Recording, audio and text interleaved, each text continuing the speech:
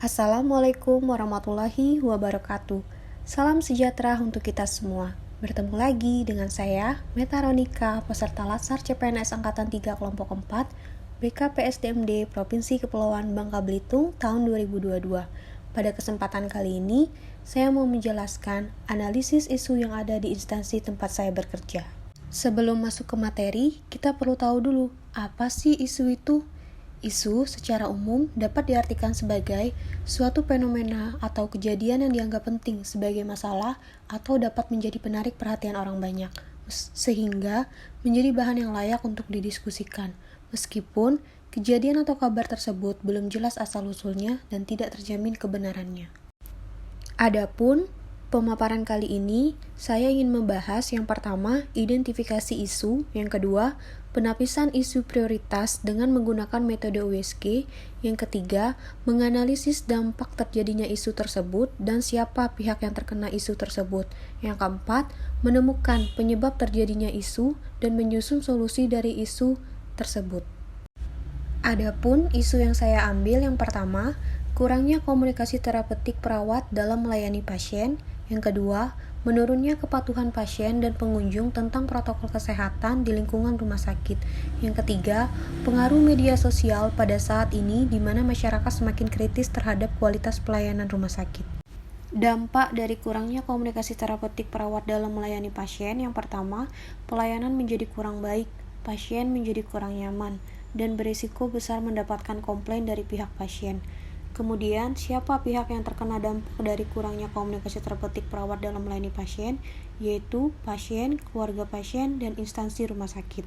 Dampak dari menurunnya kepatuhan pasien dan pengunjung tentang protokol kesehatan di lingkungan rumah sakit, yaitu resiko meningkatnya infeksi nosokomial atau infeksi yang berkembang di lingkungan rumah sakit. Kemudian, siapa pihak yang terkena dampak tersebut? Tenaga kesehatan seperti dokter, perawat, gizi, dan petugas rumah sakit seperti cleaning service, security. Dampak pengaruh media sosial pada saat ini di mana masyarakat semakin kritis terhadap kualitas pelayanan rumah sakit, yaitu banyak pasien berobat ke rumah sakit lain, nama baik instansi menjadi kurang baik di masyarakat, dan kualitas layanan berkurang. Lalu siapa pihak yang terkena dampak tersebut? Petugas rumah sakit dan instansi rumah sakit tersebut. Berdasarkan daftar isu sebelumnya, maka kita perlu mengurutkan prioritas masalah. Kali ini, saya menggunakan penapisan isu dengan metode USG, yang merupakan salah satu cara menetapkan urutan prioritas masalah dengan metode teknik scoring, di mana untuk scoringnya sendiri itu berskala 1-5. 1 sangat kurang, 2 kurang, 3 sedang, 4 besar, dan 5 sangat besar. Untuk kriteria USG itu sendiri berdasarkan hurufnya. U. Urgensi, mendesak atau tidak. Kemudian seriousness, tingkat keseriusan masalah, dan growth, tingkat pertumbuhan masalah tersebut.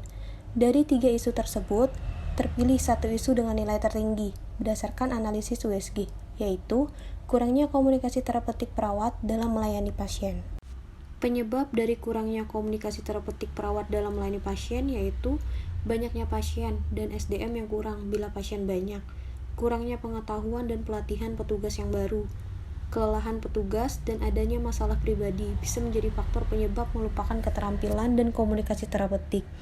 SOP belum berjalan dengan baik sehingga menyebabkan budaya kerja yang buruk.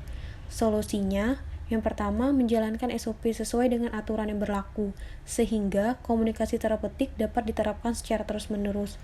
Saling mengingatkan kepada teman sejawat bahwa komunikasi terapeutik itu penting dalam memberikan pelayanan kepada pasien, guna mencegah munculnya konflik yang tidak diinginkan. Bekerja secara profesional, apapun beban kerja dan masalah yang diemban. Perawat memegang prinsip kesantunan dalam melakukan komunikasi terapeutik, sehingga dapat membina hubungan baik dengan pasien yang bertujuan meningkatkan kesembuhan pasien.